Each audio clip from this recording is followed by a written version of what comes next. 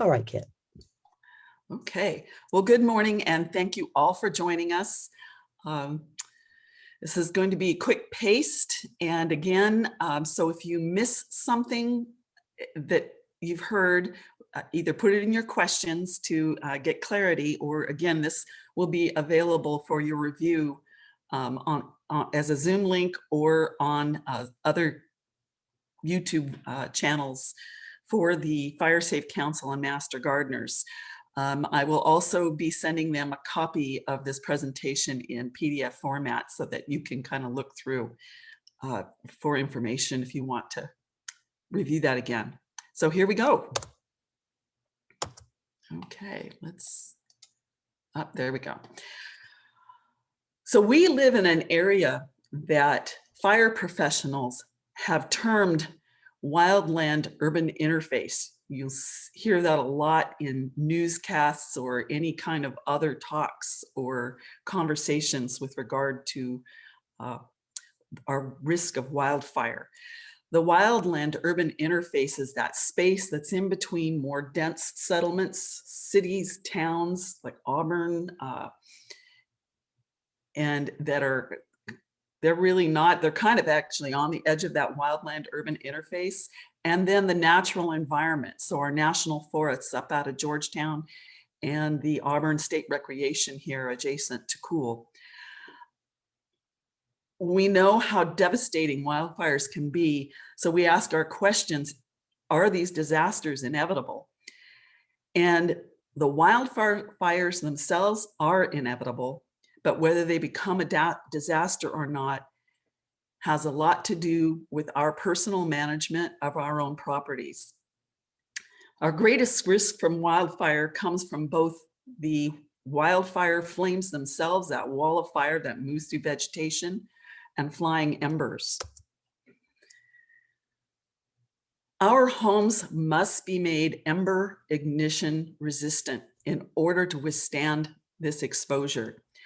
The landscape around our homes needs to protect us from embers and not contribute to the load, additional load that is going to stress everything around your home and start fires. So for maximum wildfire protection, we need to both harden our homes and we need to create that defensible space of what they call the near home vegetation management. So it includes that 100 feet out from your home itself. The whole fact that we are exposed to embers during a wildfire means that you really can't ignore the building materials because you can't stop those embers from landing on your roof, on your porches, your decks, etc. But you can't ignore the defensible space either. These two concepts go hand in hand in terms of providing maximum protection for you. And even hardened structures, if you don't you might have your house all buttoned up and feel like it's fireproof, but if you don't address the landscaping as well, again, you reduce your likelihood of surviving a wildfire. So fire itself requires 3 ingredients: oxygen, fuel, and heat. And obviously we can't do a darn thing about the oxygen around us, it's abundant. But plants are the fuel, and they are what is, a wildfire, that is its primary fuel until it gets to your home, in which case anything that's combustible in that path of that fire also becomes fuel. And then just the whole thing of transferring heat and combusting is how that fire continues to move. So there's 3 mechanisms of heat transfer that I'm going to talk about, simply because you'll see how those relate to why these recommendations are being made in this presentation. We hear a lot about talking about the removal of ladder fuels. Well, convection is that whole movement of heat upwards. And so when a fire starts and engulfs something down lower underneath a tree, that heat is moving up, drying vegetation and igniting it, and it continues on up. And this is where the embers start to get thrown into the air by the fire, and then the wind, especially in extremely windy conditions, picks those embers up and moves them ahead of the actual wall of flames.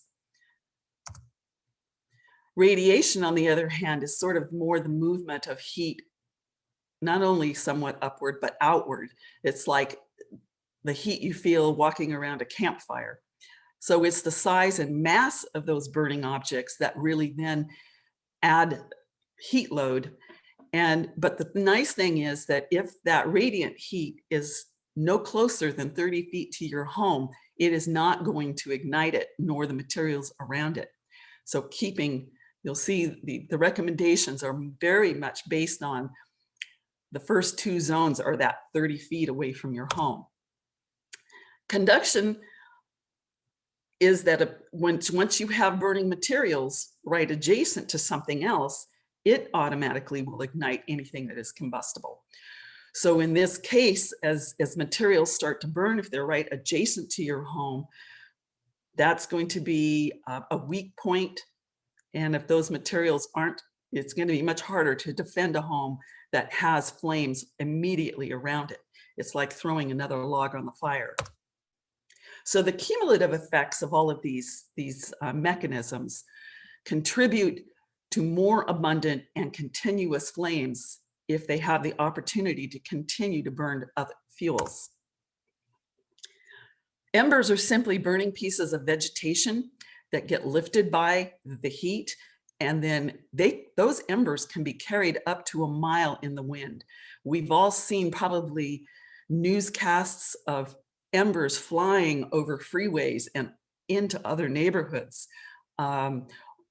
Or in the case of rural areas where we live, just blown through up and over the trees and much further away than the wall of fire itself.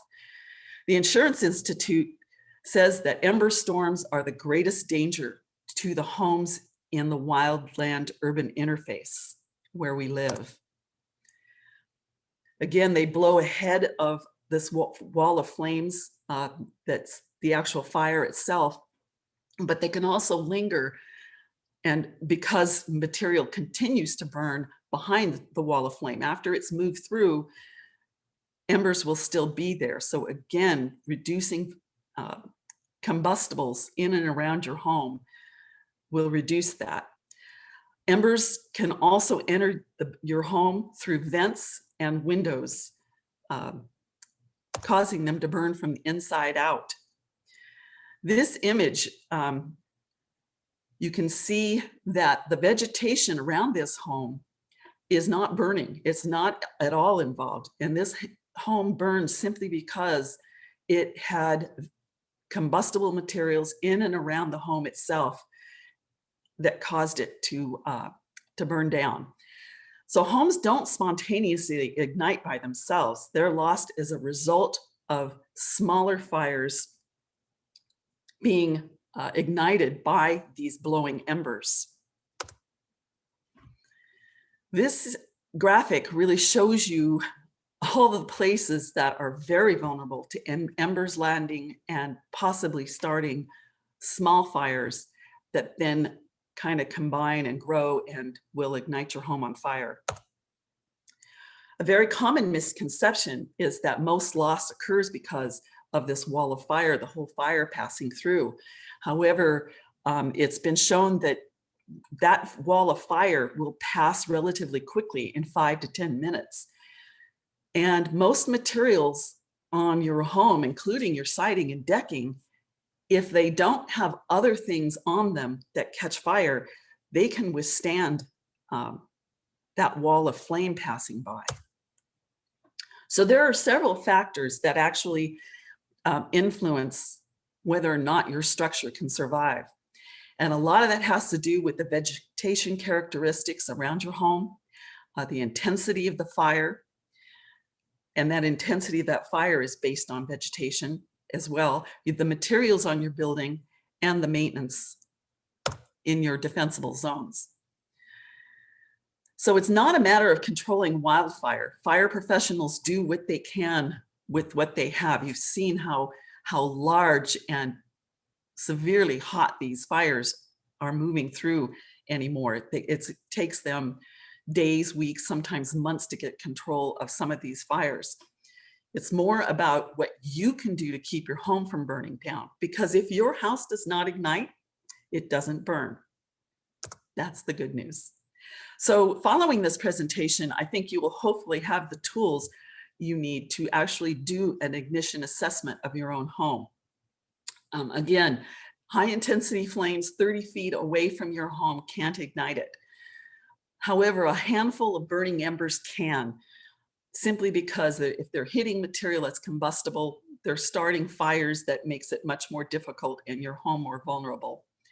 So, and in addition to those embers, you don't want a fire creeping through the vegetation you have right up to your home. So creating safe zones is what that's all about.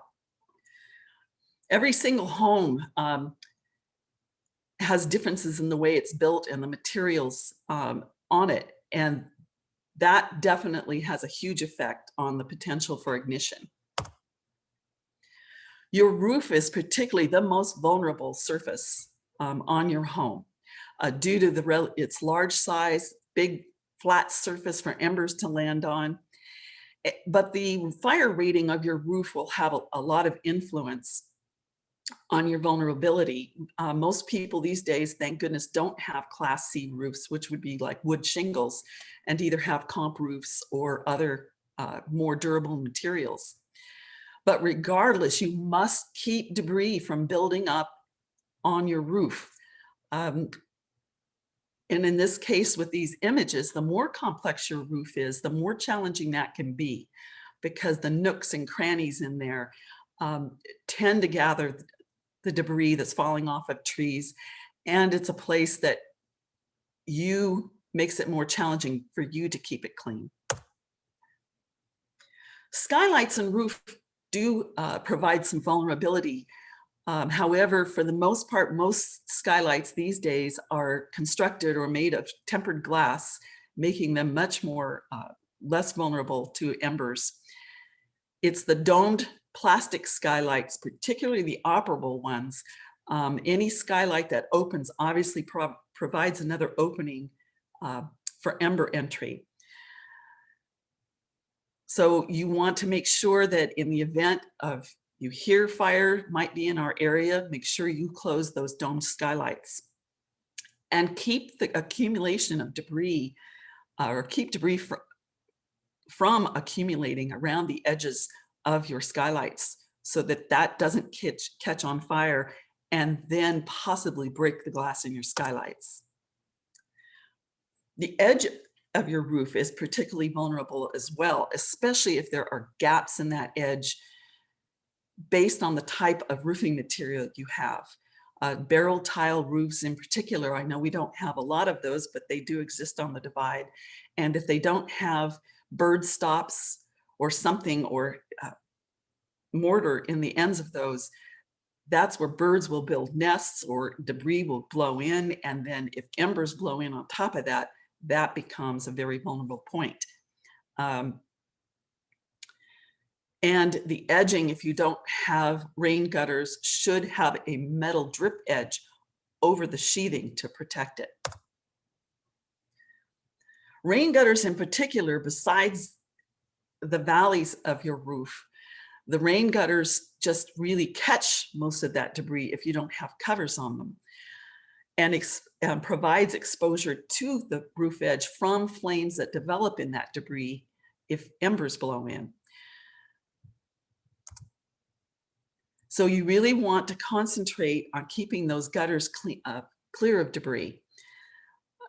And if you have metal gutters, generally, if you haven't been so diligent in keeping those cleaned out, and the material does catch fire, generally that'll burn down. And if it's protecting the edge of the roof well enough, you may get lucky and not have it involve the other members. Vinyl gutters, on the other hand, will melt and fall off the building. And then if there's anything combustible down there, start that and potentially your siding on fire with this burning material. One of the things is that we live in an area where the trees are dropping leaves all year long, and particularly even worse during the drought years, because it is a response to drought that the oaks and the pine trees are dropping their needles and leaves. So this is something that you can't just do in the spring. Really needs to be cleaning out those gutters all through the summer and the fall until we get our first good rains is really critical. Gutter covers are very helpful to limiting the amount of debris that comes in. Okay, and the image on the bottom, those are much better simply because not as much debris can get caught in those, and the water just rolls right off into the gutter itself. But if you're doing a retrofit after the fact, it's easy. This type of screening that you see on top is available at home improvement stores. You can easily install it yourself. Again, leaves and needles will get stuck in the smaller holes in these types of things. So you still need to be diligent and remove those materials now and again, but it won't build up like it does in an uncovered gutter. So our vents are another potential for ember intrusion. And the whole purpose of them is to help keep excess moisture out of spaces that they cover. And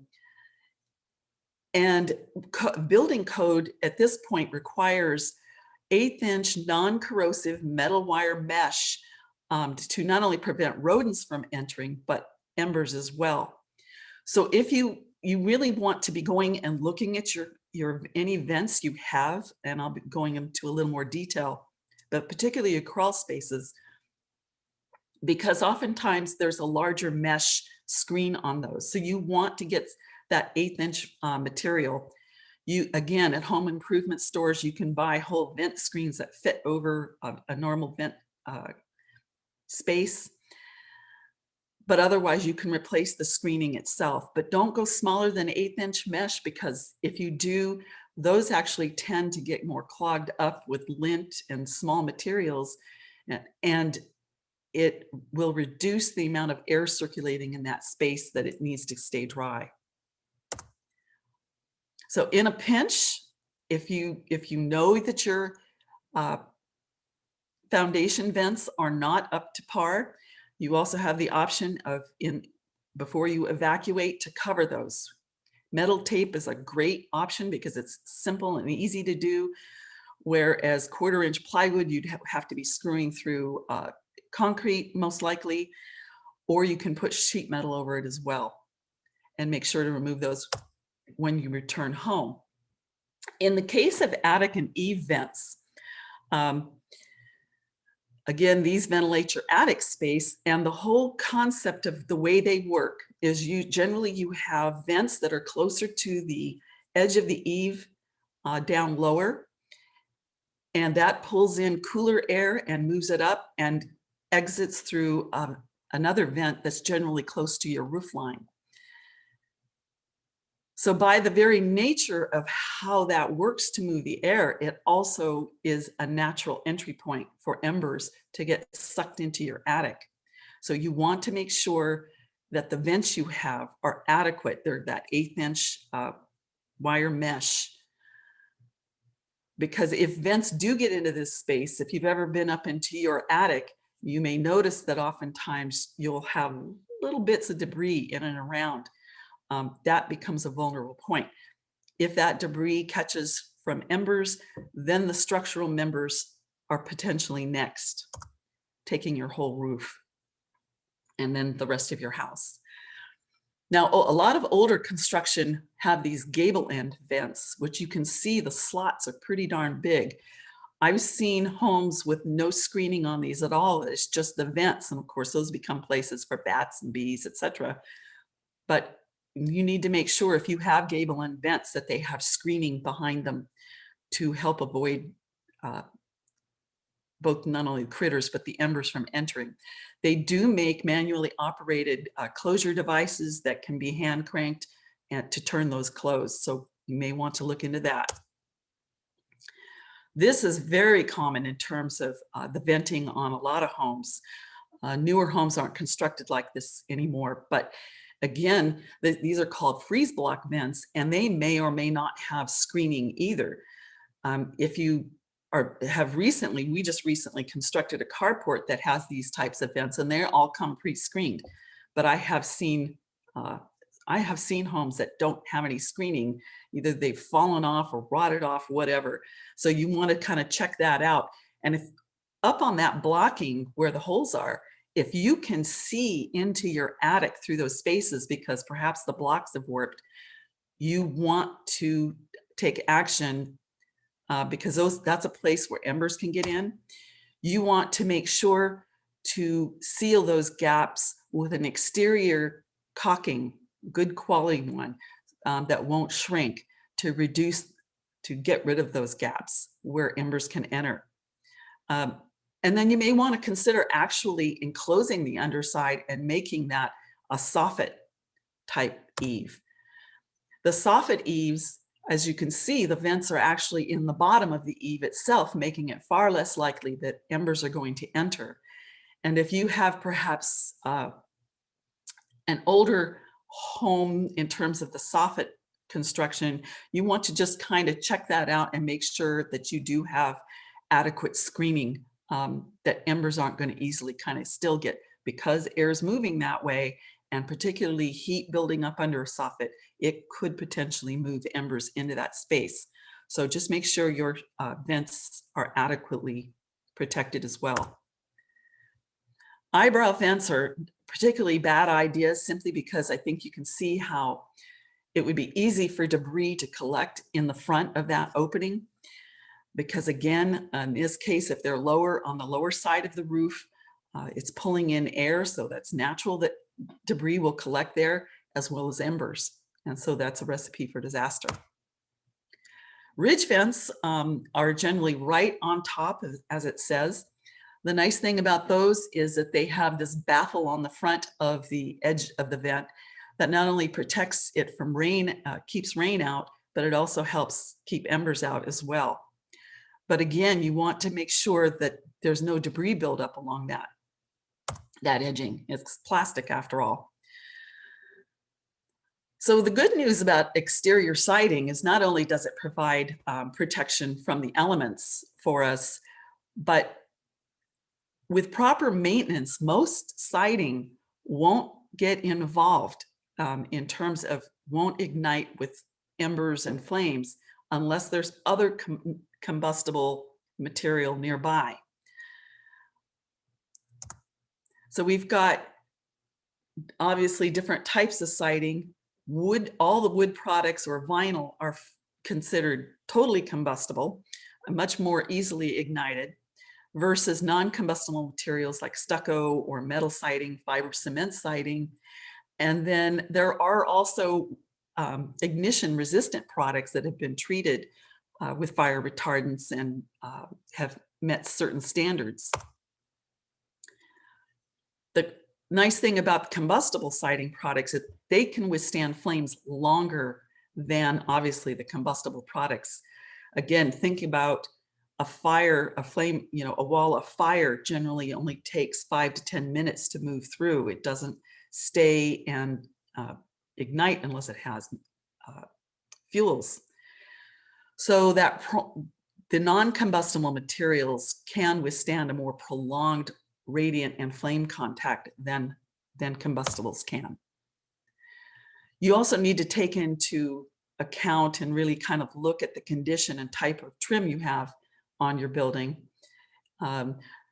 Any time you are making choices about materials for, say, residing or remodeling, these are the times when these considerations come into play big time.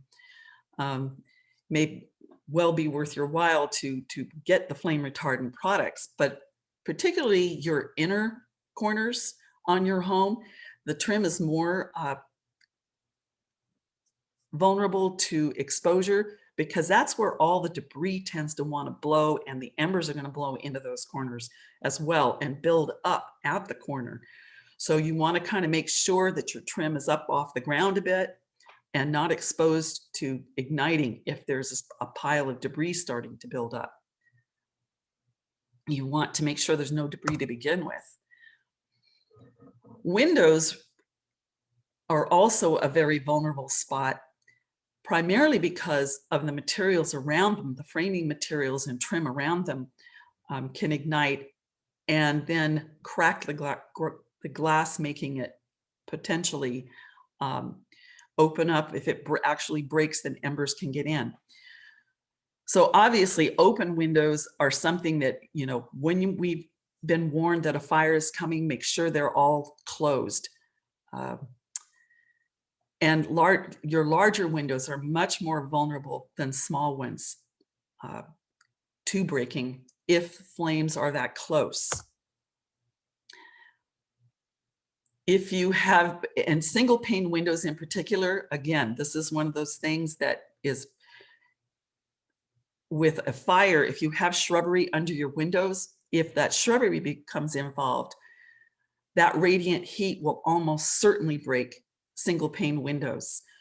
And these days, most of us have changed out or built with dual or triple pane windows. And if you opt for tempered glass, it's 4 times stronger than the normal annealed glass that you'll find most windows are constructed with. Adding reflective film on the exterior surface of your glass actually helps provide additional protection. Those coatings not only help reduce the energy costs in the building, in your home, but they also help provide UV protection for your furniture and your flooring.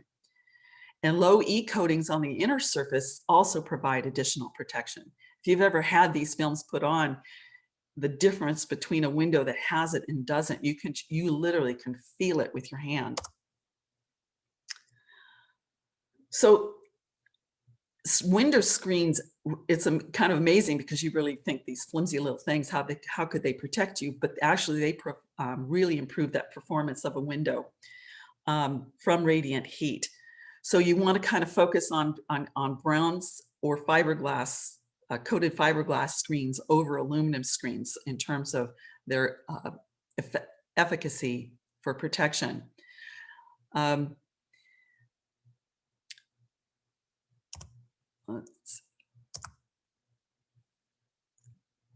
So even if your windows are open and with screens on, because the wind is blowing against those embers, eventually they'll get whittled down and could possibly pass through. But if you don't have any screens and you have those windows open, obviously there's nothing there to stop the embers. It's when those two systems fail, both screening and glass, that now embers are going to get into the home, and it's pretty much undefendable for that fire. Your windowsills are also a very vulnerable place where embers naturally build up on the sills. So pay attention to the condition of the wood around those.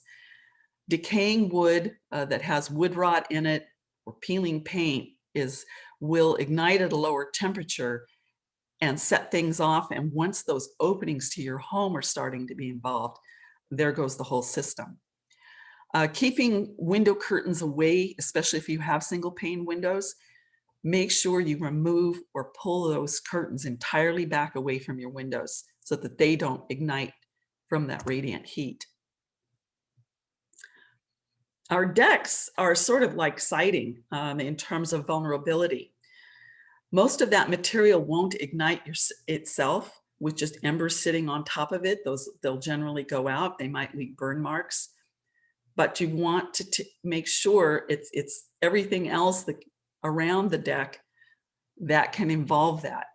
So it's combustible material stored on the deck, and most of us have plenty of that, or if you are keeping combustibles under the deck, storing materials. And then the topography around the deck very much affects the potential for that deck to burn, because if you've got vegetation coming right up to it, and a fire is coming uphill, then it'll potentially involve the structural, your posts, your joists, etc., and then there goes the deck.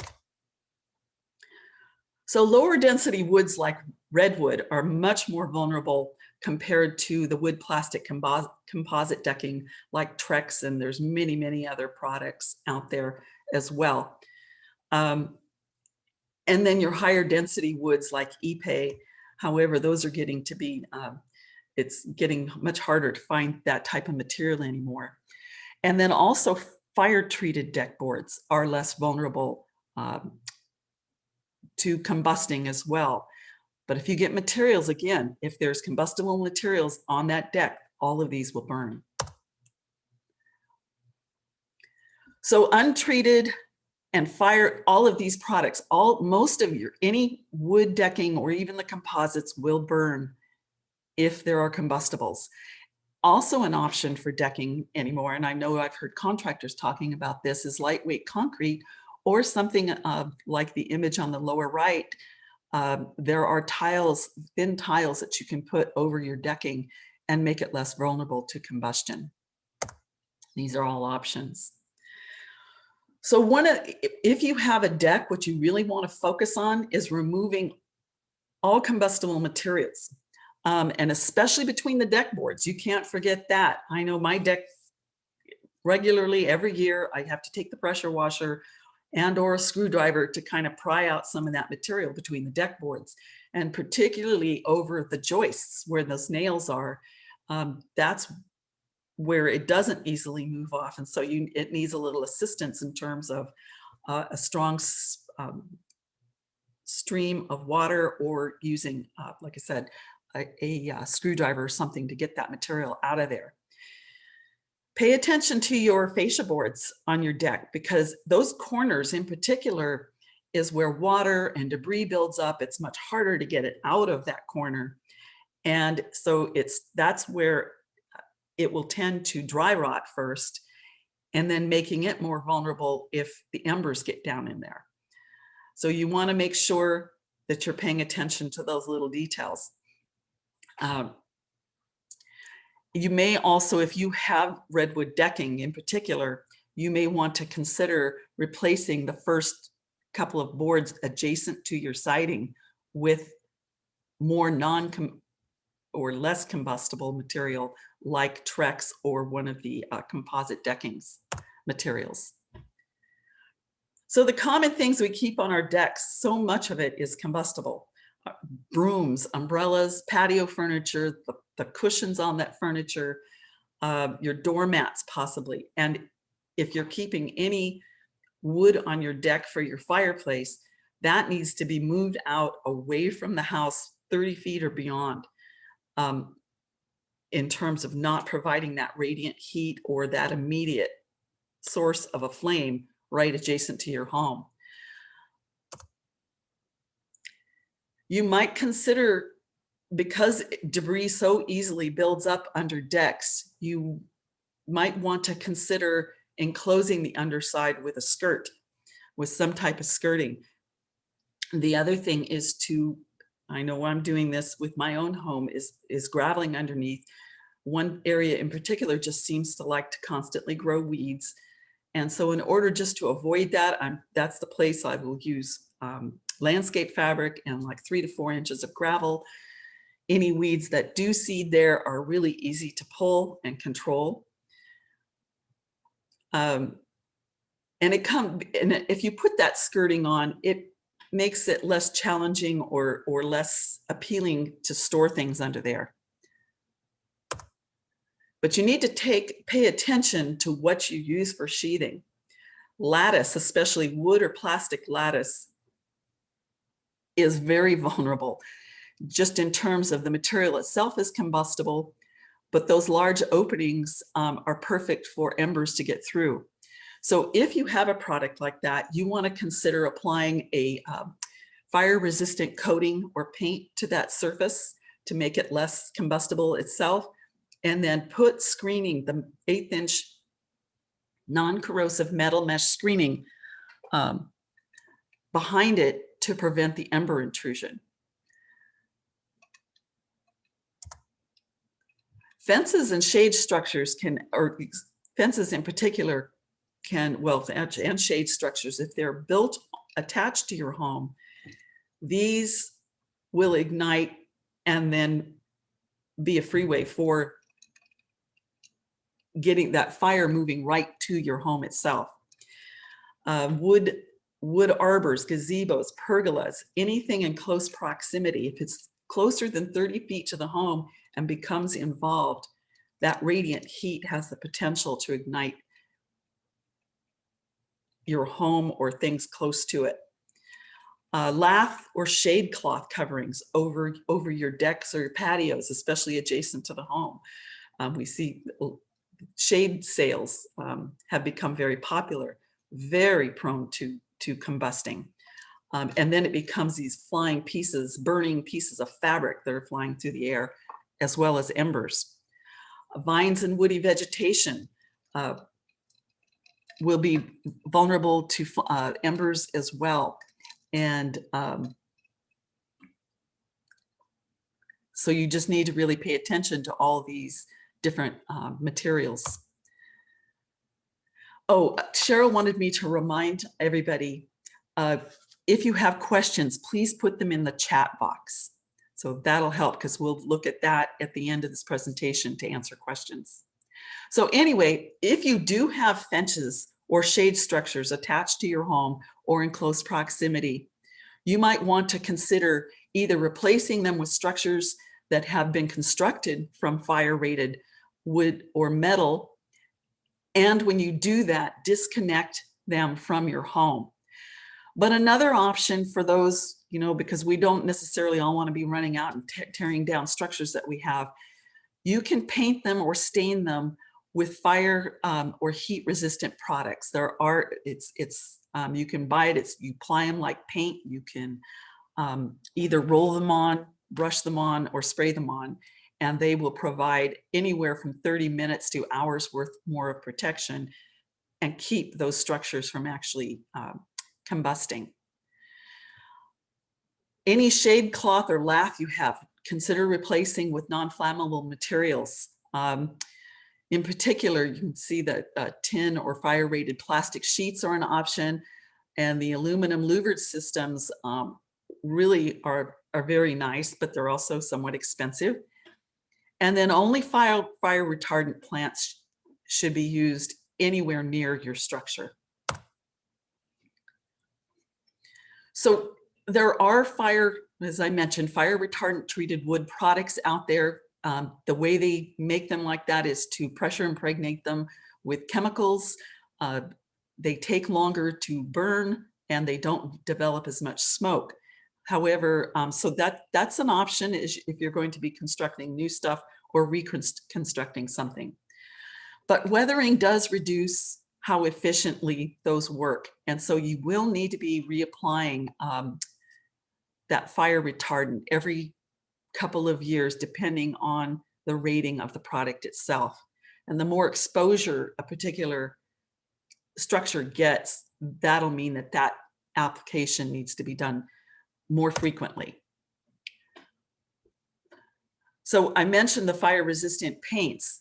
They actually create a barrier against the flames to avoid, the char layer will build up on the outside, but it doesn't get the wood going itself. And it can be applied not only to wood, but to steel and plasters as well. Again, quality in that product is what you want to look for to avoid having 30 minutes is rather minimal. And then there are also fire retardant paints that will slow ignition. There are these gel coatings, and oftentimes insurance companies will actually send crews out to a particular area that's adjacent to where fires are moving and apply this to an entire home. But those people can't always get in if fire crews and sheriff's departments are restricting access. Homeowners can apply these now themselves, but the trouble is that these lose their effectiveness rather quickly, within hours. So depending on how quickly you might be evacuating, once those dry out, they're no longer that effective. All these gels and paints that I'm mentioning are no replacement for managing vegetation or improving your materials. So defensible space goes hand in hand with home hardening in terms of improving your home's chance of surviving. Defensible space is that buffer that you create between your home and the vegetation out 100 feet away. The hope is that this defensible space will slow or stop the spread of wildfire and ember intrusion in order to not expose your home to that radiant heat or direct flames. And it also provides firefighters with a safe place to defend your home. These are two graphics you'll commonly see in materials, handouts, brochures, online, etc., with respect to the defensible zones. This is the old standard.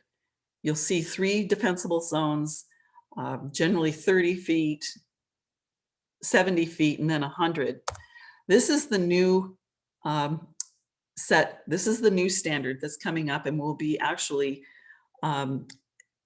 become the standard officially in terms of laws and regulations having to do with defensible space. And it includes that 5-foot zone immediately around your home. And there's a different approach to that area. And in profile, you see how this kind of works in terms of moving out from the home. Zone 0, which is referred to both as the home ignition zone or the immediate zone, includes it's that area from the edge of your house structure itself, plus your decks, the edge of your decks. You need to include that because this is the area that is most vulnerable, and there should be absolutely no combustibles in that 5-foot zone, including plants. So this is the area within, you don't want furniture right up against your home, outdoor furniture.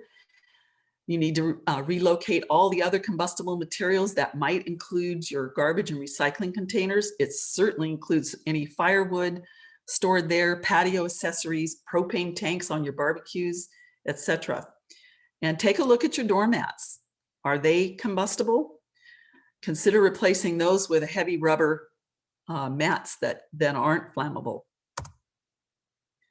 And do not store firewood, lumber, or any combustibles under your eaves or on your decks. I remember just reading recently where somebody who'd had they had done everything right except they left a piece of plywood leaning up against their home, and that was hit with embers and burned half of the house down. It's one of those things that you can't slip back and let things be at this time of year. Also replace any combustible fencing or gates or arbors attached to your home. In the case of fencing, we'll talk more about that. So I'm going to leave that for then. So, and also remove all limbs that extend into this zone. You want tree limbs to be at least 10 feet away from chimneys and your roofing itself. And then removing all fallen leaves and needles in this 5-foot zone around your home. So again, I mentioned no vegetation. And so what you want to do in terms of treating this area is either continue your concrete around, extending your patios, perhaps around the edges of your windows with pavers like this image shows, or using non-combustible inorganic mulches like gravel or cobble, pea gravel. There's all kinds of products that you can use that look better than, say, the kind of gravel that many of us use on our driveways. And the other thing is that this 5-foot zone helps keep a fire that might be moving through your landscaping from actually getting right adjacent to your home. Now, the next zone out, that zone from the 5 to 30-foot area is referred to as the lean, clean, and green zone. And so lean refers to the minimizing flammable materials. Clean in that hopefully your plants are of low height and low density in this zone. And you want to be using the least flammable types of vegetation. And I'll have some plant lists for you in a bit. That zone 1, 5 to 30 feet is where everybody should be able to move rather easily. And it's the zone, again, that firefighters will generally use to battle a blaze. It's the place generally that we as homeowners use for recreation or gardening and other functional activities. And we generally want it to be aesthetically pleasing, and to some degree, depending on where you live, perhaps also provide some privacy from your neighbors. Again, in this zone, any fences, hedges, anything combustible may contribute to adding ember load if those materials combust during a fire. So in this zone, you want to make sure to remove all dead plant material, period. Branches, stems, cones, whatever. And fire hazardous plants. I will also have a list of those for you. And flammable mulches. And we'll talk about what makes a good mulch in this area. And choose only fire resistant plants versus fire retardant plants. And this is the one zone you really do want to have irrigated, because plants that have a decent water or more moisture filled are more resistant to burning. In this area, we only want to use compost or small bark mulch, and only a 2-inch layer at maximum. And if you have any boats or RVs in this area stored that close to your home, rethink of where you store those and store them outside that 30 feet. And absolutely, again, no firewood or lumber in that 30-foot zone. You want to be spacing the material in this much further out. Oftentimes, gardens get fairly dense. It's I think still one of the most challenging aspects as a landscape architect, even, is getting people to realize that you bring home this little 1-gallon plant or even smaller, and it's really easy to get your landscaping too dense. So you want to space those out, thin out the plant materials that you have, trim and limb up any trees you have to a minimum of 8 to 10 feet off the ground to avoid the whole ladder fuel effect of getting up into your trees. You can have groupings of trees, but even those groupings should be separated from others. There shouldn't be just a continuous canopy of trees in this 30-foot zone. So getting that space between some of these groupings is critical. Clearing the vegetation around fences. Planting right up against wood fences is just a recipe for disaster. Your propane tanks and other outbuildings, you want to maintain a minimum of 10-foot clearance around those. And I know that people have said, well, gosh, I planted this, Photinia in front of my propane tank to screen it. Do I need to remove it? Yes, you do. Yes, you do. That's just any plant material is going to be prone to catching. And just maintaining this area with more intensity than you do the remainder of the landscaping out is very important. So now we're looking at zone 2, which is the remaining area from 30 feet on out to that 100-foot area. Again, keeping any dead vegetation out of this area, cutting and mowing your grasses down. Most of us do it far lower than 4 inches if we're weed eating. And mowing, if you're mowing, generally your mowing decks will go at least down to 4 inches. Don't leave things high and provide fuel. And then this is where you want to, again, create that horizontal spacing. And you particularly want to focus on providing space between any trees, in terms of the canopies, any trees in your zone 1 from those in your zone 2. A minimum of 10 to 15 feet. If you're on a slope, you need to provide a lot more than that because what you don't want are flames moving through in a canopy fire and that becoming the source of ignition for your home. Again, removing the dead vegetation, and this is not the area to put your burn piles. in. You want to still try to remove that altogether during fire season. Zone 3 is your access zones. That doesn't show up on any map, so to speak, or any of the diagrams. But this is your driveway and the roadway into your driveway. Whether you live on a public road, and many of us live on private roads, we need to keep these roads clear enough that both you can evacuate and allow for fire rigs to get in to provide protection. Need to treat those as a mini shaded fuel break. So this is the area, both your driveway and the roadway in front of your home. You want to clear vegetation so that it is a minimum of 14 feet up off the ground and 10 feet back from the sides of the roads. I know that at our last talk, we had a fire chief there saying, oh, yes, please. And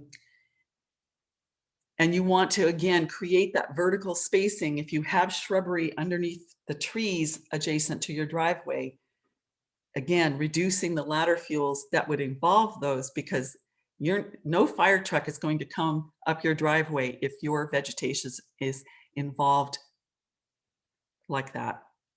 So something to aim for is a minimum of 22 feet of unobstructed roadway, not only on the road itself, but on your driveway.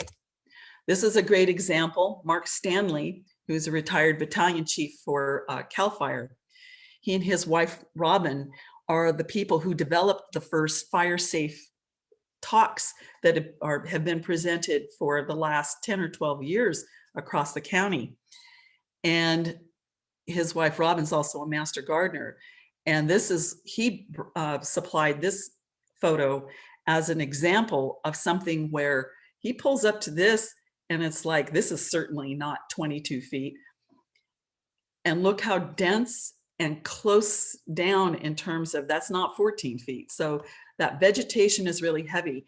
They can't tell whether there's a turnaround there, whether there's another way out. And their first thought is this going to become a death trap for their crew? And they will not go up something like this. And now in this case, they went and did a talk for this neighborhood, particularly little road association. Those folks got together and did all this clearing. This is the same road you just saw. This became this after creating that defensible space along the roadway. This is something that any fire engine would go on. Also, if your driveway, you need to mark your driveway clearly with your address. Many people have their address on a mailbox that may be at their driveway or halfway down the block. So you need to provide 4-inch reflective numbers on a contrasting background. And I noticed that the Georgetown Divide Fire Safe Council is offering these for sale right now. And it's a fundraiser for them.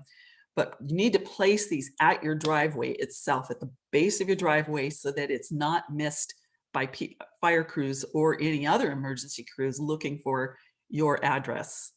But don't mount them on flammable posts for obvious reasons. So in all of your zones, these diagrams show you what you need to consider in terms of spacing for slopes.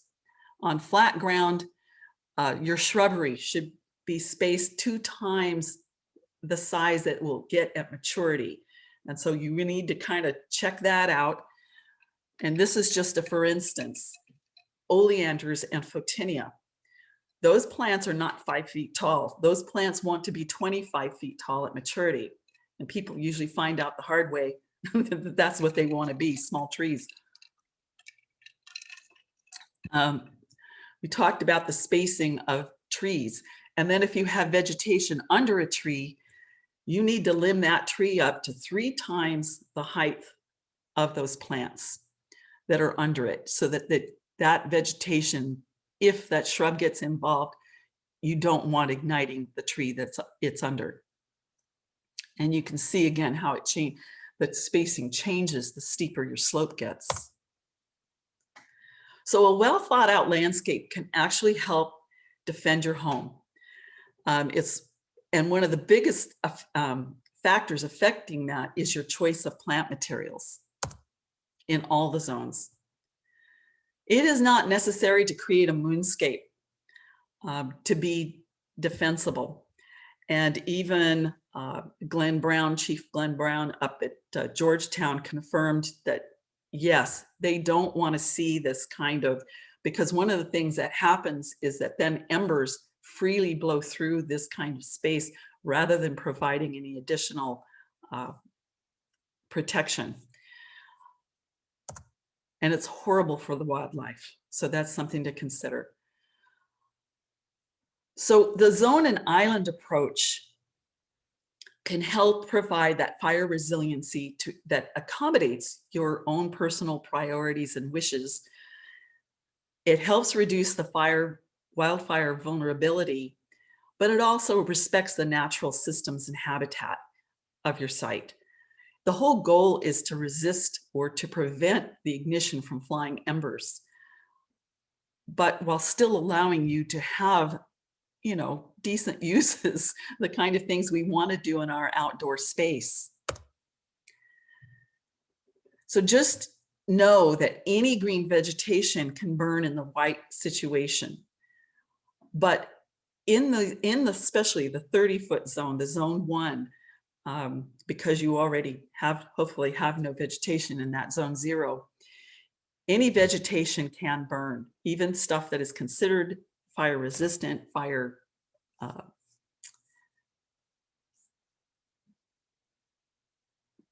can't think of the other word anyway right now. You want to slow down a fire. So elements in the landscape, like your walkways and your dry stream beds, walls, patios, etc., can serve as a fire break. And then these walks and stream beds and that can then define actually areas of vegetation so that you have a more aesthetically pleasing landscape.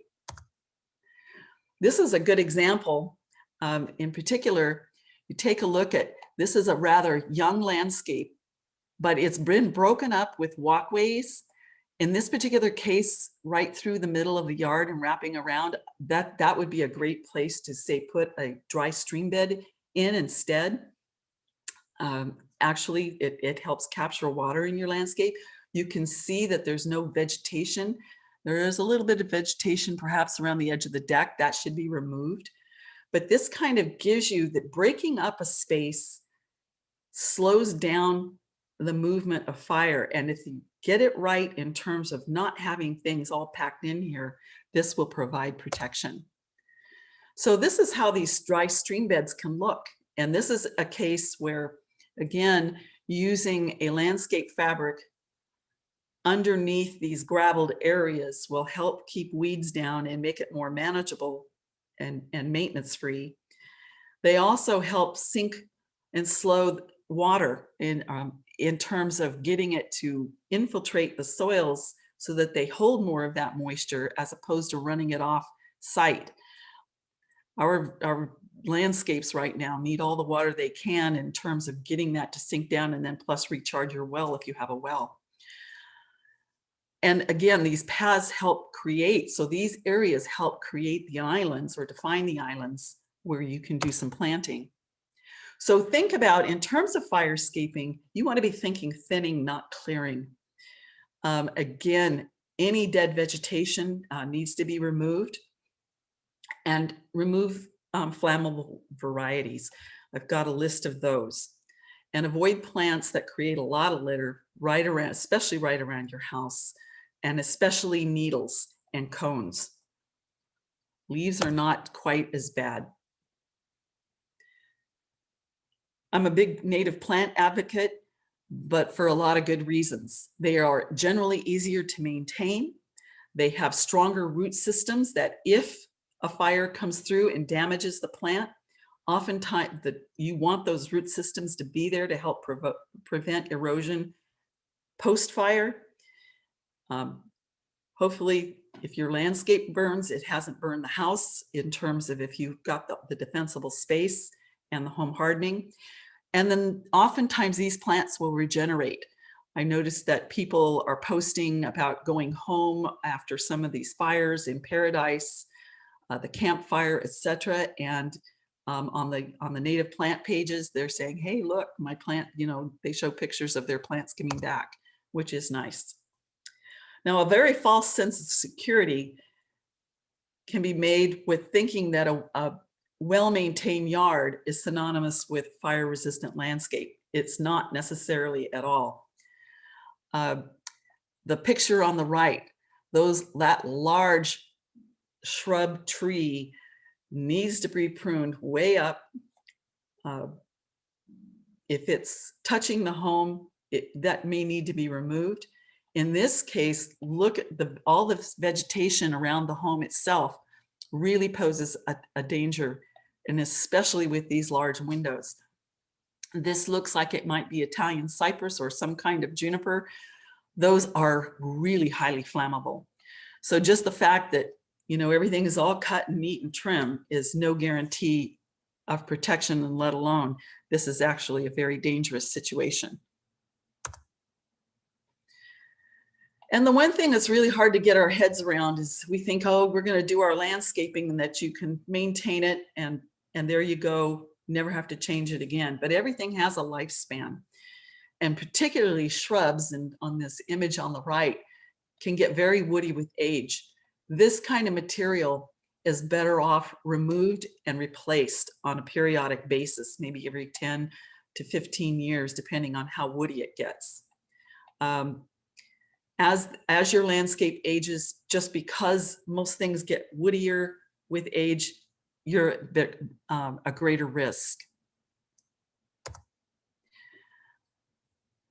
This shows you the average expected life of various types of plant material. Most of our trees will outlive us, and that's just fine if properly maintained, properly pruned, etc.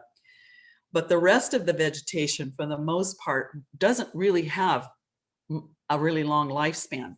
So part of your strategy in maintaining and managing your landscape should automatically be, you should be thinking about what will need replacing, especially the closer to your home, the more you need to be thinking about that. So one of the challenges of plant selections is that every plant may burst into flames. There are some that are less likely to do that, and there are others that are very prone to doing that.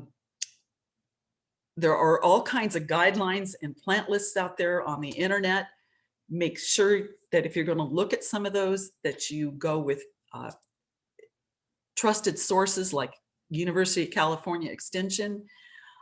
Some of the fire departments have their own lists, but you will see a lot of conflict in those lists. It's just the nature of the animal. People have had different experiences with different things in different areas, so that it provides a lot of confusion for those trying to make choices.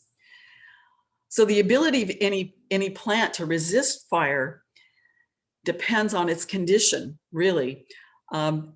Old, woody, water-starved, pest-infested, disease-ridden plants are very prone to going up in flames. But there are characteristics that you can look for. So, and that's going to be in the next slide, but it's your landscape maintenance, not necessarily your selection, other than flammable plants, is the key for your fire resilient around your home, and especially in that 30-foot zone.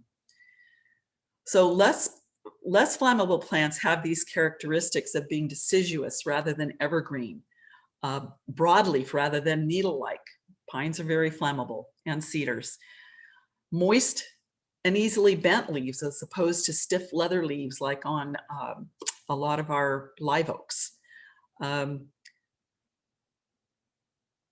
Thick leaves over fine, over thin fine leaves because they take more to combust. You really want to kind of make sure you're keeping the litter out from around the base of some of the plants and choosing plants that produce less litter. A watery sap as opposed to a thick gummy resinous sap. And then that thick gummy resinous sap, I think pines. That's just the nature of that beast. Plants that are not heavily scented as opposed to those that are. Buckbrush and some of the other natives, there are some natives that fall in that real high category, flammable category. You want to avoid those. Those really go up quickly. They have terpenes and other types of combustible materials that just make them want to go up. So, and silver or gray plant material. So in zone 1, you want to be using fire retardant materials. That was the word I couldn't think of yeah, a few minutes ago, and versus fire resistant plants. The tendency is for those fire retardant plants is to sizzle and wilt. If you've had a flame come that close, and they have done that, you probably will need to replace those plants after a fire. But properly maintained, they catch the firebrands. They do wilt, but they don't generally get involved with the flame. If you keep them irrigated and a good moisture content in them, they'll be far less susceptible to igniting. And succulents are the one notable exception to that. Those just are fire resilient, period, fire retardant. Whereas the fire resistant plants, some of that material might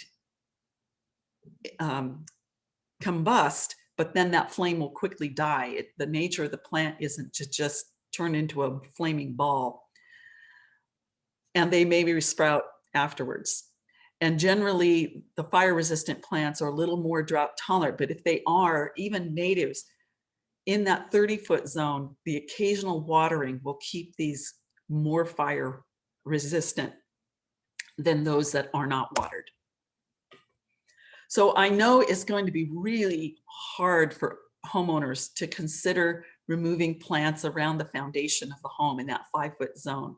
But I think that hopefully you're seeing why that is really necessary if you are intent on not having your home burn down easily or burn down at all. So in that case, you want to consider plants that will grow closer to their low growing and have very low sap or resin content. And again, succulents, much like this gray plant material here, those are Dudleas. Low non-woody ground covers, like on the right-hand side here, the woodland strawberries. Those are great. They stay green all summer long. The birds love the berries, and they're very low growing and will fill in nicely with their runners, just like normal strawberries do. Herbaceous perennials, the alum root or coral bells here really makes a nice low ground cover. Hummingbirds and bumblebees love these plants. And then there are lawn alternatives as well that can be used in this zone, as long as you select again for plants that like more moisture. So now we move out to plants for zone 1. This is a place where growing your vegetables makes sense, your fruit trees, doing sort of an edible garden approach, because those plants like more water. So you might create a few zones where you grow your edibles, and because they're more watered, they're typically more spaced further apart, like your fruit trees are generally going to be at least 15 to 20 feet apart.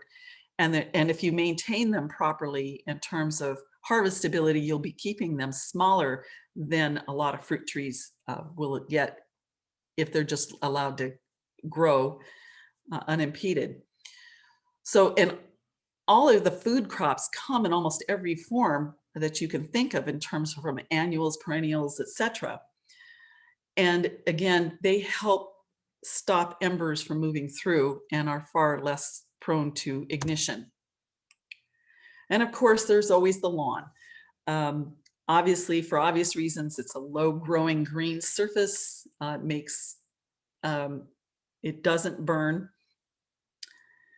and it's a safe surface from which firefighters can battle flames if they need to. But lawns, we all are aware that most lawns consume very large quantities of water.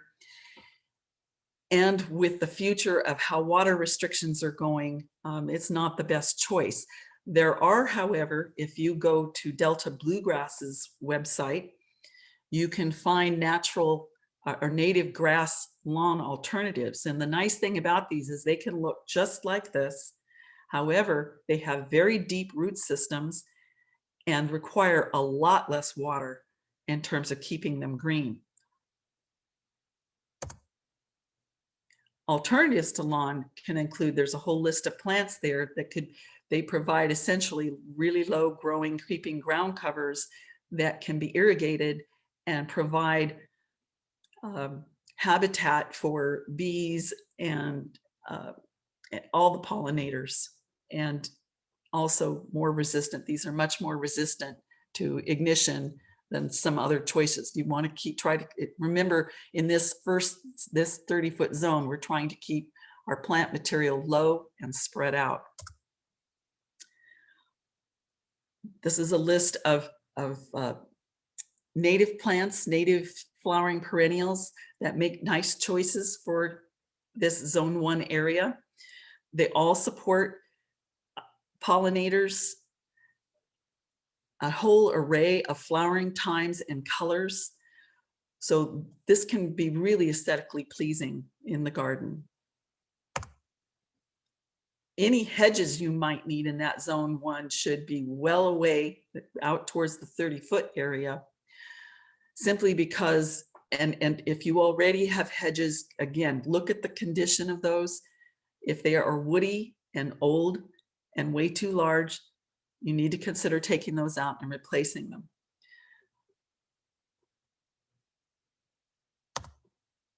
Zone 1 trees. Again, you want to be thinking in terms of smaller trees that don't provide a big fuel load. This is a small list of native trees that are very aesthetically pleasing, especially, and when they're all in bloom, but they don't provide, again, the fuel load. And again, you might put 2 or 3 kind of in a grouping together, 3 over here, 2 over there, but again, keep them further away from the house than closer, and keep them disconnected from trees further out. So these images just kind of give you a comparison of what on the lower side here, defensible space might look like versus not at all on the top. And another image in terms of, again, looking at what that looks like. You really want to keep your vegetation away from the home. Not that at this point, most of us who are here don't have a choice, but you might have choices in terms of if you're going to re-roof or re-side, making other choices that now you're aware of how this affects your vulnerability, you can make now. So the plants for zone 2, once we get past that 30-foot, you still want to be looking at, our whole objective is to stop any kind of ground fires or crown fires, but we want to be a little more drought sensitive. This area there is not nearly as highly maintained as that 30-foot zone. And it is kind of, we should be looking at it as that transition between the more intensely maintained area and then the more natural area out beyond 100 feet. So if you do want to irrigate, you already are irrigating, you have a larger palette of plants to select from. But without irrigation, you really need to be paying attention to those characteristics and not putting in plants that without water will be more highly flammable. So properly landscaped and maintained, we can slow the fire down. That's the whole point. And I always do encourage native species because of the habitat value that they provide and in habitat diversity. And if you have invasive plants on your property, generally those are much higher, much more flammable than other plants. So you really want to work at eradicating, particularly up in this area. You've got Scotch broom is the one that really comes to mind. That's a plant that you want to remove within this 100-foot defensible space zone. So breaking up the continuity of growth, again, thinning, not clearing. And one of the things I've done on my own property is take, and the toyon and the coffee berry is cut it down to 2 or 3 feet tall every 5 years or so. It grows back slowly because they don't get watered, but they still provide habitat value. And these trees are all nicely trimmed up.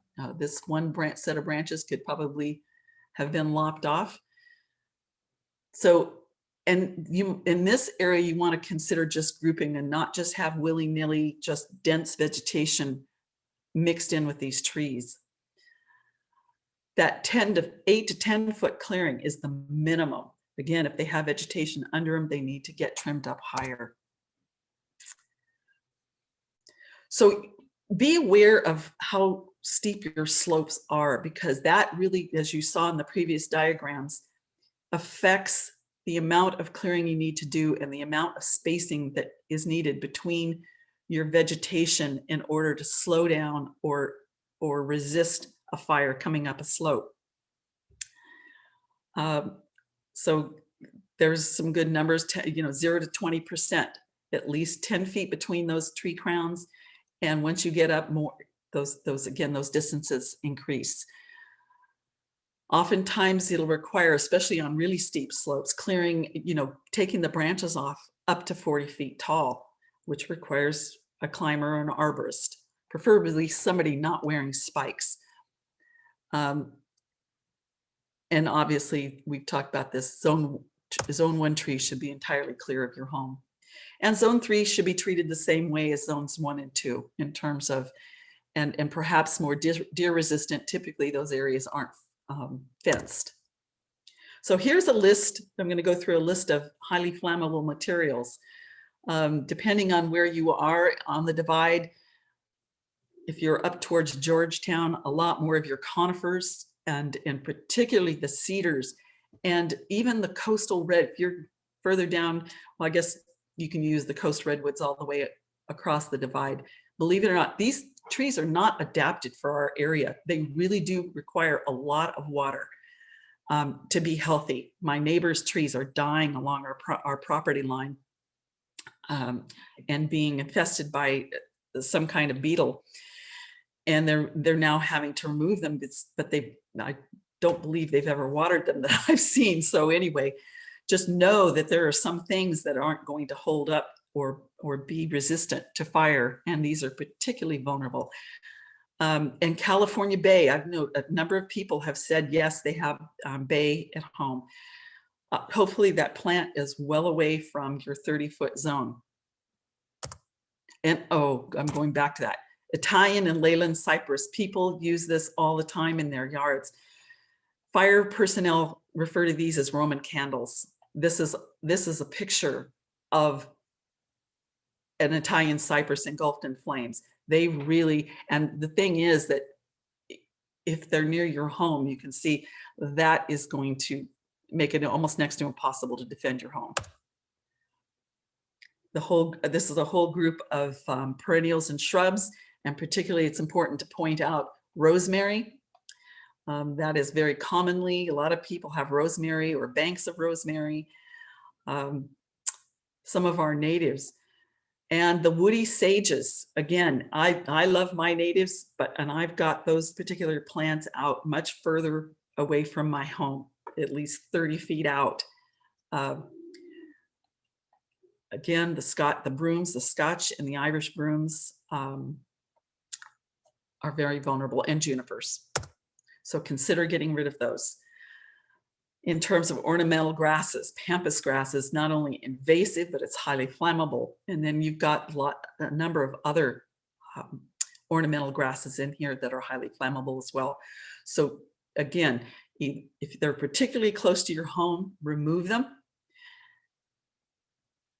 And if you're going to use them in very small groupings, one at a time, perhaps much further out and outside the 30-foot zone.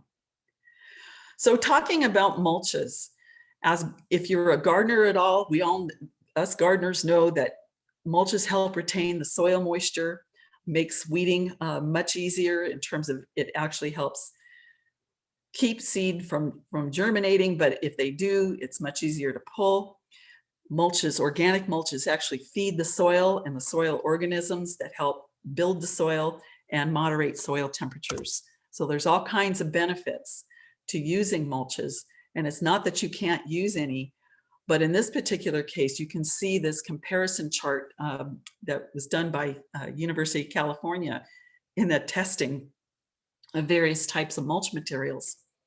And shredded rubber, pine needles, etc. None of those within the first 6 of those should probably never be considered, especially in your zone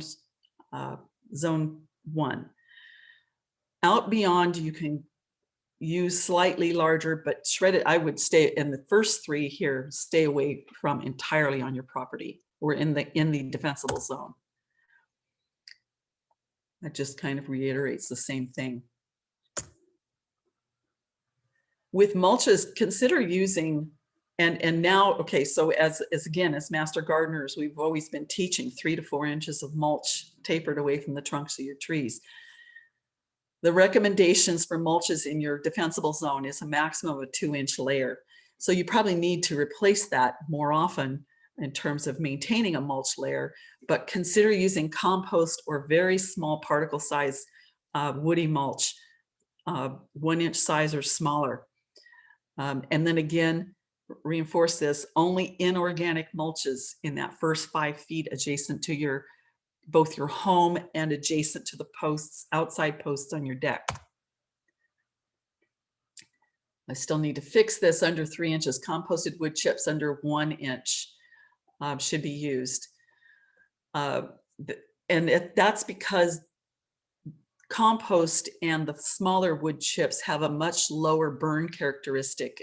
They'll tend to smolder rather than flame, and eventually, water will put that out easily. However, irrigating these mulches ahead of a fire really doesn't help if they've already been dry, because it really takes quite a bit to get that wood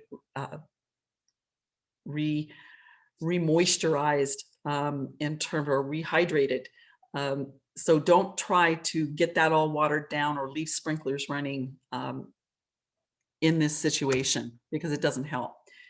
So I've mentioned the use of weed fabric, and in particularly I recommend it under gravel, just to help avoid the whole thing with weed intrusions.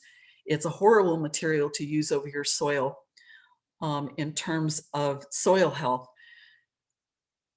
And once they become exposed, like these photos, we've seen this commonly in a lot of different locations, this becomes prone to burning. That's plastic material as well. And so if that does ignite and then ignites the decking material, whoops, let's see, the decking material over here on the side, again, another recipe for disaster.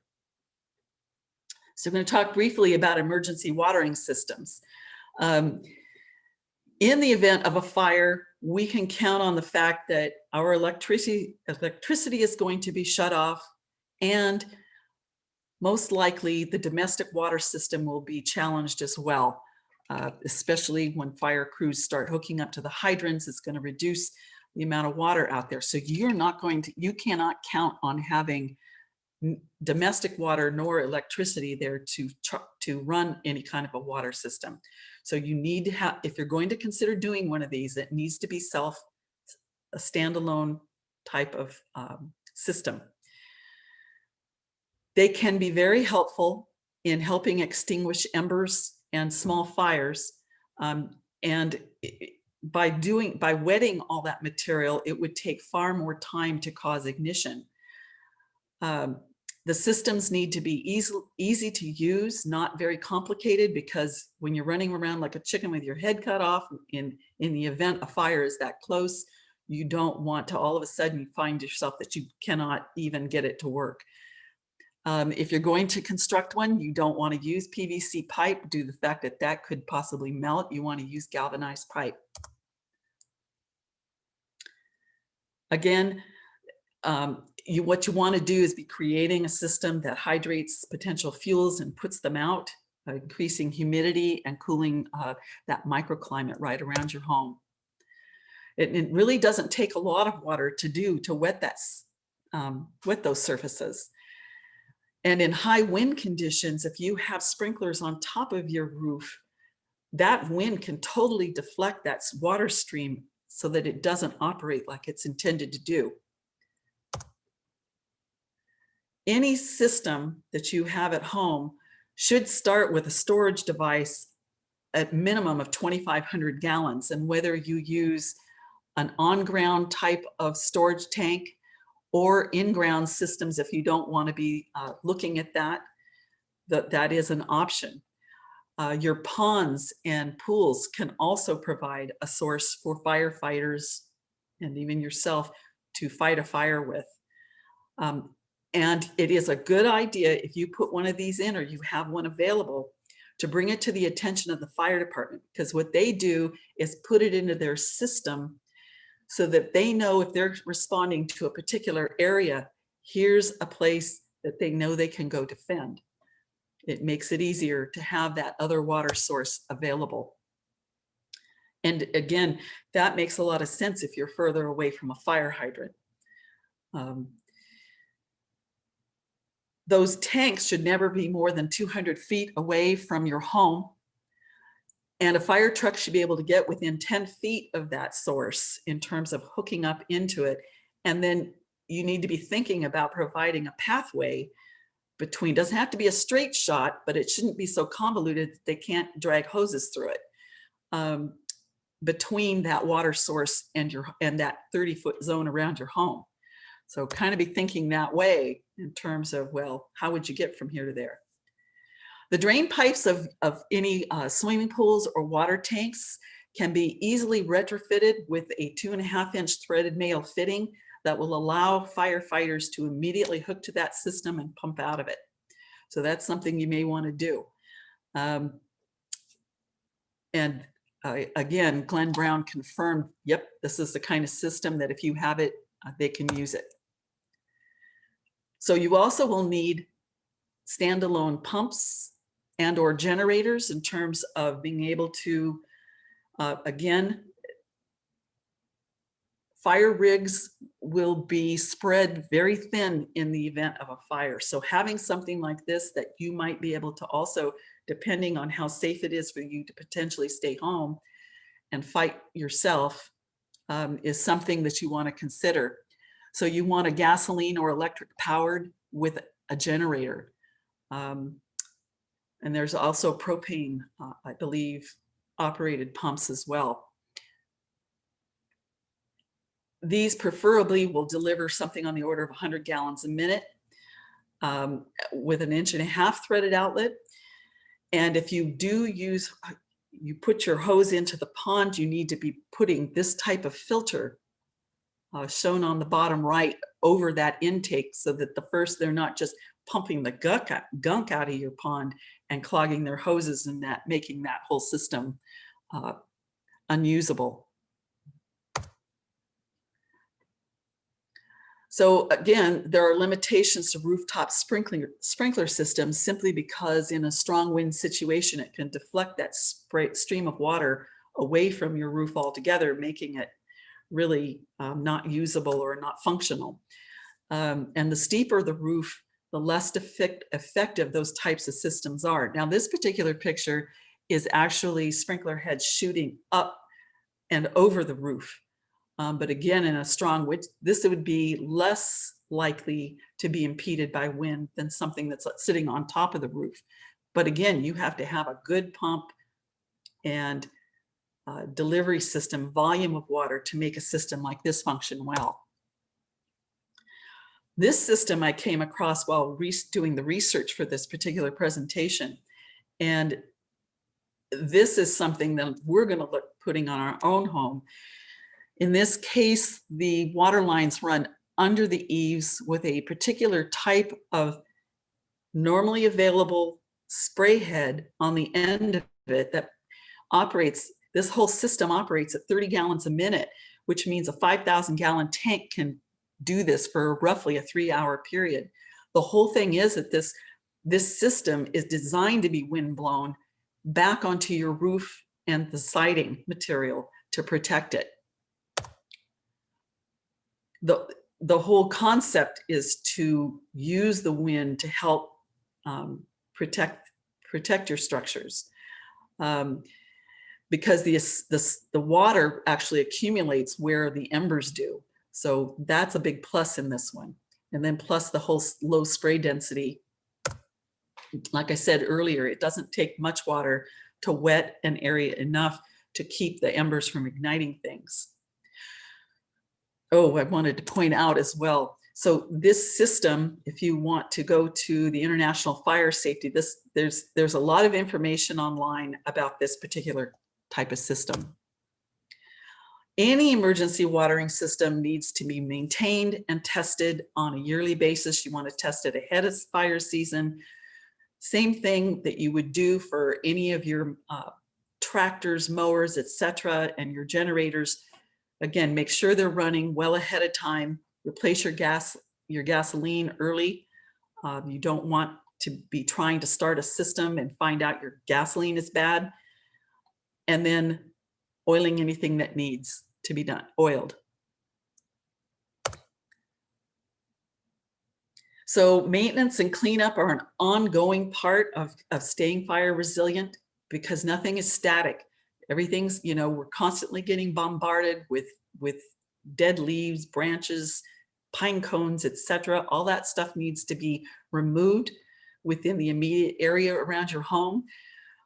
Watering the plants in your 30-foot zone, mowing and pruning and trimming constantly, checking your gutters regularly, because again, plant material right now is dropping leaves almost like it's, not quite fall, but there's a lot of material being dropped on a regular basis because plants are so dry out there if they're not being irrigated. Getting your piles out of the zone and the other thing you need to consider, because of the vegetation ordinance that was passed in 2019 in this county, is that if your vegetation on your property is impeding on your neighbor's zone 1 and 2, you are responsible for removing and thinning that vegetation on your property. You may get a notice from the inspectors. The county now has, I believe, 3 to 5 inspectors that are out on a regular basis. And when they do the inspection, they'll give you a list of things that need to be done. If that is not done, you'll receive another notice, and then the county has the ability to take care of it themselves and then lien your property in order to recover those costs when you sell your home. And the other thing that came up at our presentation is also there are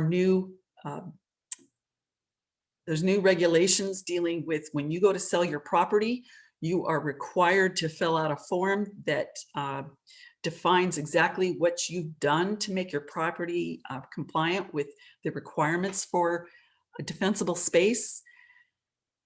And if you don't meet those requirements, you may be able to put it off onto the buyer, in which the buyer will be required to do that work within a year. But the problem is, if your buyer can't get insured in order to buy the home because it's not fire safe, that may affect your price or even the ability to sell. So consider that. I'm just got a couple slides here in terms of preparing for evacuation, and then we will be done. So inside your home, make sure that if you're going to be evacuating, matter of fact, it doesn't matter if you're not going to, shut all your windows and doors, but leave your doors unlocked. Oftentimes, fire personnel will need access into the home if that's what they need to protect it. Remove any flammable window shades or curtains, especially if you have single pane glass, away from the windows so that radiant heat doesn't ignite those. Move all your flammable patio furniture or even your inside furniture away from windows into the more center of the room if you can. And turn off your pilot lights in the home. Turn on lights inside the home so that, because it gets everything is very dense out there, it can be hard for a firefighter to even see where your home is. And shut off your air conditioning. Outside, you want to be gathering up anything off of your deck, like any kind of cushions, toys, doormats, etc., anything that is combustible, and put them either in your home or with patio furniture. I'm not sure I'd put that in my pool, but I guess that's an option. Turn off your propane tank and remove any portable propane tanks on your deck that are hooked up to your barbecue, and get those away. The preference is not to put them in your home, but put them out beyond 30 feet somewhere, or put them next to your big tank. That would probably be the best place. Connect garden hoses. And this is, again, Fire Chief Glenn Brown said yes to the whole thing of with leaving hoses attached to your spigots around the house. Don't turn them on, just leave them be for use by firefighters. In addition, water buckets can be helpful for others to put out little small spot fires, but the hoses themselves, if they're operating, those are okay. And don't leave sprinklers or water running, because it definitely affects water pressure in the domestic system. And you don't want to be running down, if you've got your own your own system, you don't want to be running that water in your tank down. So again, outside, leave exterior lights on for the visibility. If you have ladders, leave 1 or 2 of them up against the home for firefighter access. Make sure you seal any attic or ground vents that don't meet standards, as we talked to, if you have time to do that. And don't wait for an evacuation order if you feel threatened. Get the heck out. And then you might also want to consider just checking on your neighbors as you leave, so that they are aware that there's an issue. So even after all of this, as fireproof, or as fire resilient as you can potentially make yourself, there's no such thing as being 100% fireproof. All of these concepts that I've presented have been borrowed from reliable sources, including CAL FIRE, the UC California system, and other sources, which I will have a list of those for you if you want to do more research on your own. And none of these are a substitute for hiring professionals or getting help to actually, address the issues that your personal home might have. Just listening to this won't do anything to reduce your fire risk. So make sure, please, get out there and make the improvements that are needed to save your home. So there is a list of references here and again, as this presentation goes to YouTube and other sources, you'll be able to refer to this if you want to. So with that, thank you very much for joining us. And we will now open the question and answer. Great, thank you. Thank you so much, Kit. Sure. You're getting lots of thank yous and clapping and kudos. So let me get to the questions. I'm going to go back to the beginning, but in case someone needs to leave, I first would like to remind you that within a couple of days, you will receive an email from Zoom itself, and it's going to have a link in the email where you can access this recording. And if you like, you can download it. And you're encouraged to do that if you like, so that you can share it, of course, and you can share the link with others. But also keep in mind, it's only going to be available from Zoom directly for until next Saturday. So for a week, just because it takes up a good amount of space. So let's get to these questions. All right, Kit. Janet is asking, are propane tanks for barbecues vulnerable to ignition on a second-story stone balcony? So on a second-story stone balcony. That depends on what you have on that balcony.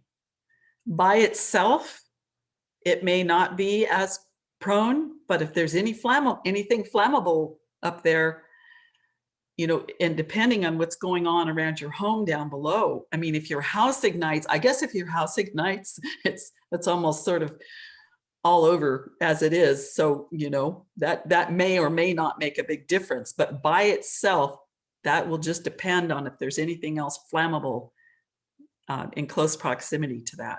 Mm-hmm. So that's what you need to pay attention to. Okay, great. All right, the next question. I have some round holes for venting below my gutters, as you had shown, Kit, in one of your slides. So you had mentioned something about caulking them closed. No. We just need some clarification. Can they be covered with 1/8-inch metal mesh so they can still be used, for venting to the outside at the same time as keeping embers from entering?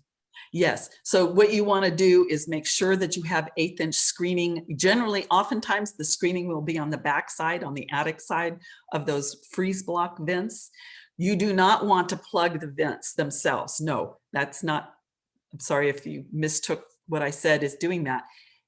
It's around the edges of the blocking that you want to caulk itself. If you can see, not through the vent holes, but around the edges of the blocking, that becomes a vulnerable point. I see. Yeah, and so yes, if you don't have screening over those vents, and you can just staple it to the front of the vent, and I would recommend you paint it first, unless you want to see those ugly gray screens up under there. But anyway. Okay, good. So weed barrier, what kind of weed barrier do you recommend beneath hardscape? And really it would be like beneath gravel and that sort of thing in zone 0. Right. So I use a very heavy duty landscape fabric that is, they all have open weaves in them.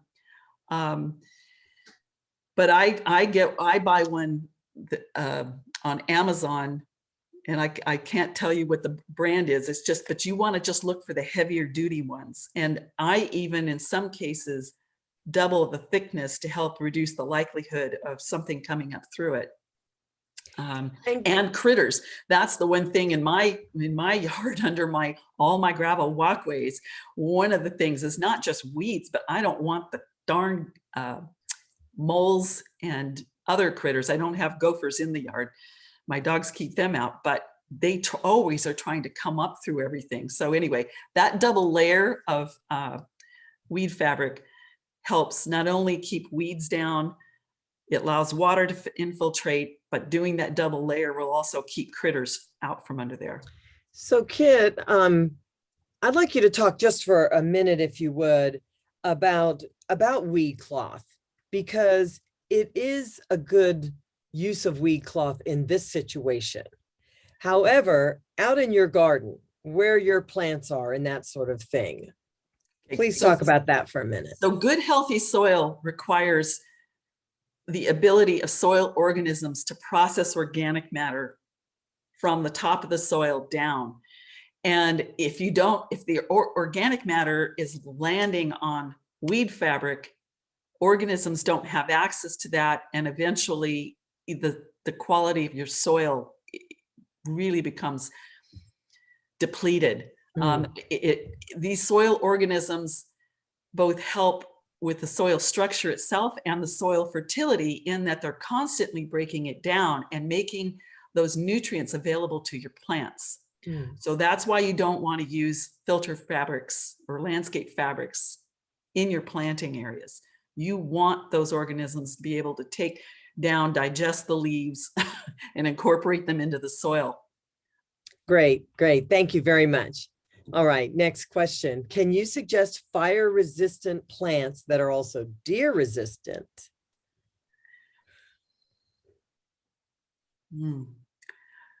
Most plants that are native to this area are deer-resistant already. Now, deer resistance will depend on the time of year and the pressures on deer, whether or not they can get other foods, because sometimes they'll start eating stuff that people swear was, and are on deer resistant. But oftentimes what they'll do is just simply browse them. But I did go, I found I only have a few natives of outside. I'm on 5 acres, but that I planted outside my fenced area. One of them was a brand new, it had actually seeded itself in my backyard. I moved it out to the front and came out one day and the whole thing had been denuded. So the deer enjoyed that one. I put a wire cage around it, made it safe. And now it re-leafed again. those, and so it looks to be in healthy condition. There are plants that are deer resistant and native. I would suggest that I believe on our El Dorado CNPS website, we have lists like that. But again, you want to look at the characteristic of the plants overall, but I can't just off the top of my head. I'm just trying to think out of the lists. Well, there's a couple such as Manzanitas, some of the Manzanitas. Yes. Flannel bush. Yeah, yes, but flannel, those are the type of plants. Flannel bush does not like any water. So you don't want that within 30 feet of your home, because that will be a plant that would most likely be in the fire resistant, not fire retardant. So, you know, one thing that comes to mind is calscape.org, CALSCAPE.org. So that's the California Native Plant Society. It's a database, and what's really cool is you can enter in your address and it will give you a list of native plants for your area. But as Kit has said, you want to think about the characteristics of the plants, whether they're deer resistant, native, water use requirements, and so forth. But you might look at that list for more information. I don't know that it notes plants that are fire resistant. Yeah, I don't know whether that's, and they certainly do with the deer resistance, and that's a great suggestion, Cheryl. I use Calscape quite a bit in terms of referencing. That's my go-to spot, my go-to page for information. And the thing is, you can pick out all kinds of other characteristics, whether you're looking for trees, subshrubs, ground covers, soil stabilizers. They have all kinds of criteria. Those that can that tolerate more water, as opposed to those that if you want them for further out and you don't want any water, because obviously that affects your choices as well. Great. Okay, we have a couple more questions here, and one comment from Logan. Awesome information. Thank you. Logan is with the Sand Ridge Fire Safe Council. And there was another comment from him, which I thought was really great.